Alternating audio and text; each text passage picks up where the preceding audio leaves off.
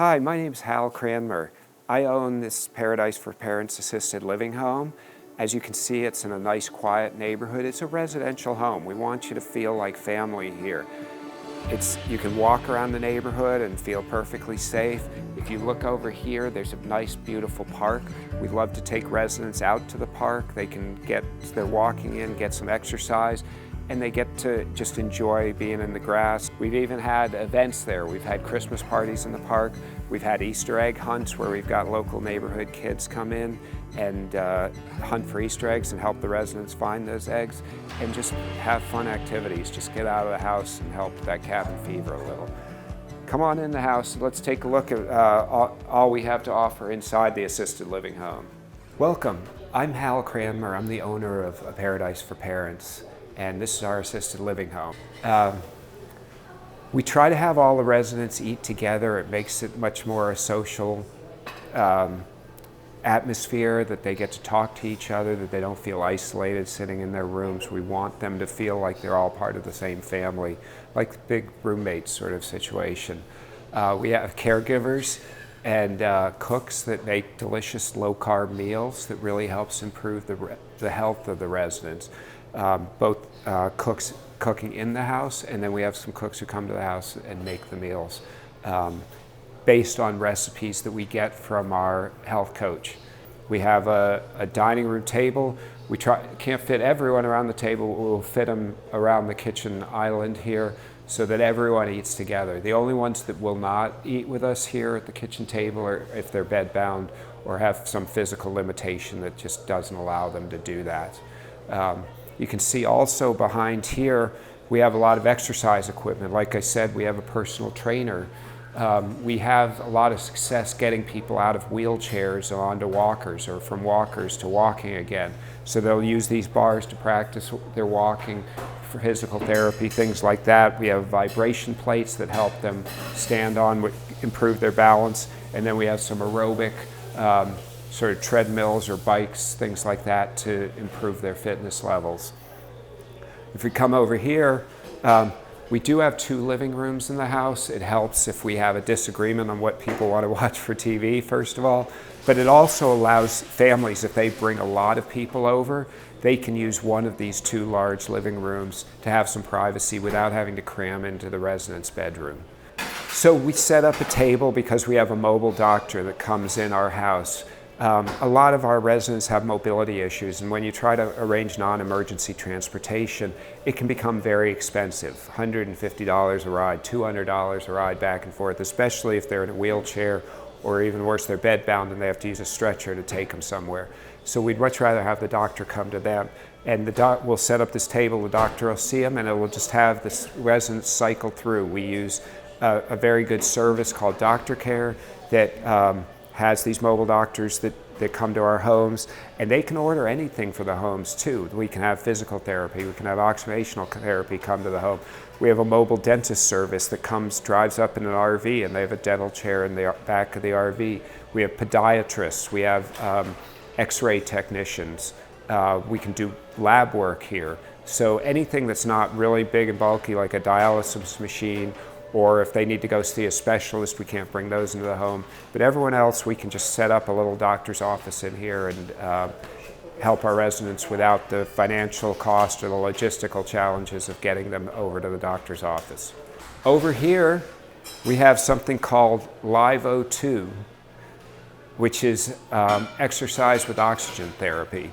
So we have our residents wear a mask that's hooked up to this big bag that's full of oxygen, almost pure oxygen, and then raise their heart rate. And as they pedal more and they start breathing heavier, it pulls the oxygen deeper into their lungs, further into their body, into their blood cells, and it actually heals a lot of chronic diseases they have, including it'll get up into their brain and start healing nerve cells, and we've seen improvements in memory as a result of using this. We have 2 oxygen concentrators that fill the bags, and then the residents spend about 15 minutes on the bike getting the effects of the oxygen, both at sea level, and then we'll have them exercise at higher altitude simulation to get their body really craving the oxygen right before we flood the body with it, and they they push the oxygen all the way into every little corner of their body.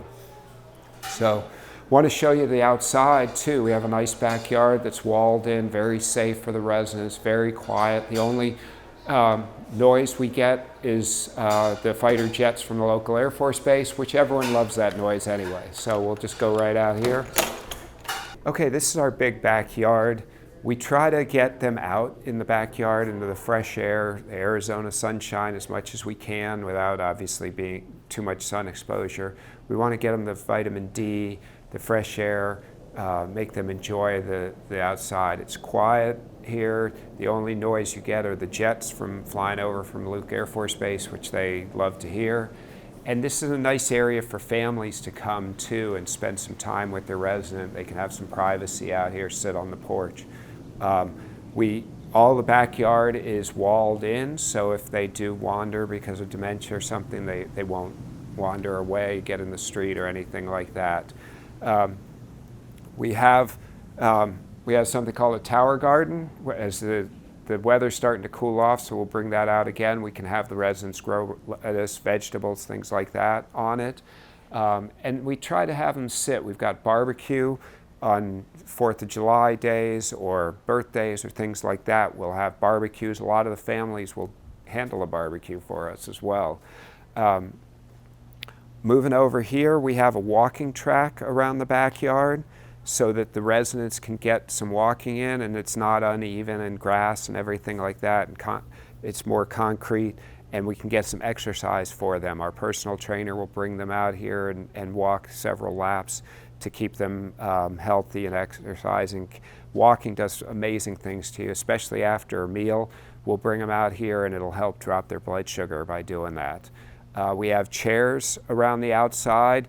After they're done walking, they can sit and socialize. We have hummingbird feeders back here so that they can watch the hummingbirds come in and dine themselves. And then we just want them to enjoy the neighborhood, enjoy the natural outdoors as much as we can. We'll take a look at a room here. So this is a private room, an example of a private room. We furnish all the rooms. We've had people just come to us with the shirt on their back, and we've provided everything. We don't encourage that. We ask them to bring clothes and toiletries and obviously medications, but we can supply all the chairs, the dressers, the beds. We've got closets. We try to use a lot of hospital beds just because if they do need to get out of bed, it's very nice for the caregiver to be able to move the bed up and down, lift the head up, lift the feet up, arrange them how they want. But if they want a regular bed, we have regular beds in storage that we can pull out and provide for them. We also encourage people to bring their own furniture if they are so inclined. We want, especially people who have dementia, we want them to feel at home. And if they can recognize a familiar piece of furniture, it's just going to make them feel that much better. We allow them to put paintings and pictures on the wall, certificates they've won, medals they've won if it's a veteran. Anything that makes them feel more at home, we highly encourage it. We'll even take requests to repaint rooms and things like that if they want, if it helps that person feel more like they're at home, because we want them to feel this is their home. So this is an example of a shared room in one of our homes. Typically our homes have 2 or 3 shared rooms available.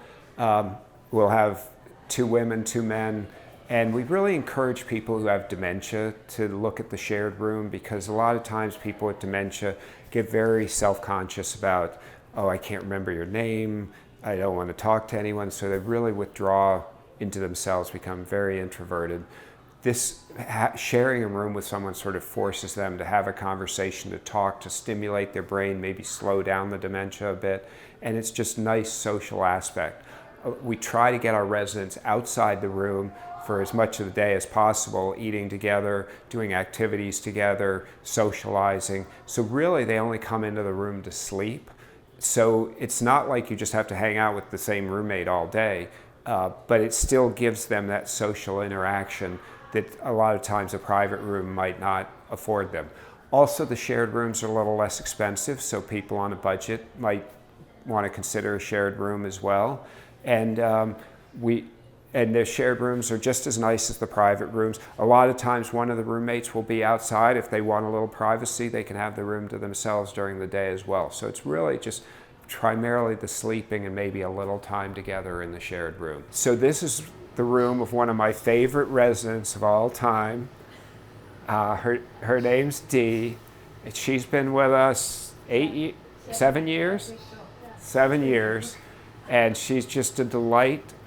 She's made so much improvement since she first got here, and she's one of our most enthusiastic ketogenic diet eaters.